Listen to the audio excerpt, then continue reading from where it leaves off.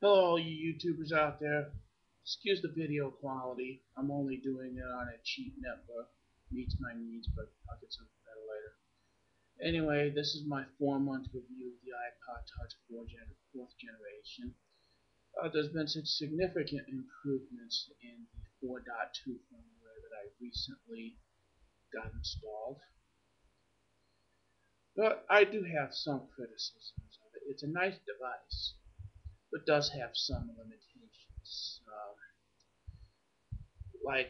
For things that require Flash or Internet Explorer browser or Firefox browser, I'm not finding a cost-effective means of really doing those. Now, Skyfire, I'm testing out. I just purchased it through the iTunes App Store and see where that goes. The Cloud Browse, that's pretty good, but it requires a subscription in order to utilize websites that might require, say, Internet Explorer or Firefox, um, or that require Flash. And my testing so far, the Skyfire that just came out, it's working pretty good. I'll test it out some more. Not many limitations in the current firmware. So Apple is doing some stuff to make it less and less likely for people to jailbreak their devices and decide to go and buy it. Obviously, you probably heard this before. You really can't easily replace the battery on this thing. So it's not a device you would buy that would last, that you would want to keep for like 10 years. Based on what I read from Apple, uh, that apparently they anticipate the user to keep the device for a couple of years and then upgrade.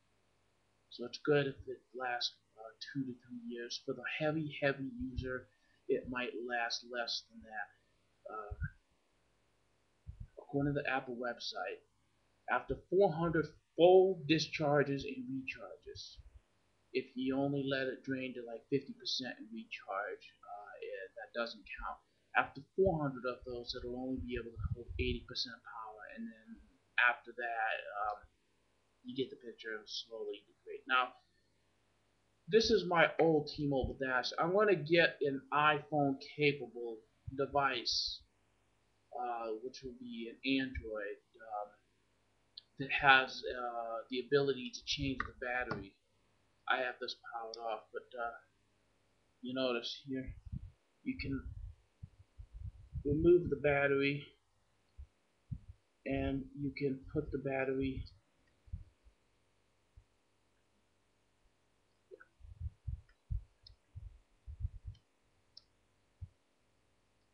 down like so.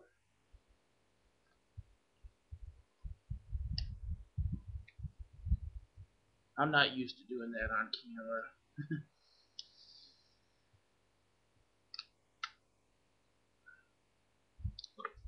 And once you put the battery back in, you put the top back. Whether it be an old phone like this or one of the newer, more capable Android phones, BlackBerry phones like the Torch, the Storm, the HTC Evo, or a Windows Phone 7 phone. Pretty much all of those phones come with the ability to replace the battery. And oftentimes, the battery is much cheaper than the actual device itself. So something where you can remove the battery is a device that you want to, if you want a device that you want to keep that same device for 10 years, maybe longer, as long as the batteries are available on the market for it, then that's something for you. If you're only going to keep a device for like a couple of years and then upgrade to the newest version, then something like an iPod Touch fine device. Which I'm probably what I'm going to do. I'll keep this for a couple of years, and then 2 years down the road, I'll probably just buy the new generation. But I am going to buy a device that can last me for 10 years or longer. I can change the battery that'll fit in my pocket, just like the Touch. For economical reasons. That's why I always have something, even if I don't have change enough to buy a new iPod Touch. I really enjoy it. Fantastic device. Get a lot of use out of it. I put it in this armband, and I go to the gym, listen to tunes, work out. And I also use it heavily in school.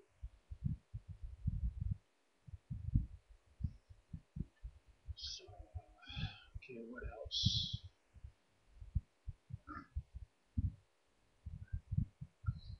Aside from the battery issue, there's really no real criticisms I can find. And for me, I don't have a problem. I have since they're now legally required to replace the battery if you have a warranty, I have a 2-year warranty. So if this thing kicks the bucket before the 2 years is out, I'll be able to get a total replacement. So based on my current usage, I don't see that happening. It seems to be pretty good. And again, I guess I am pretty good at picking out good machines. Every technology device I've picked out has lasted. I'm very good at picking out from whatever brand the best I can find for my dollar.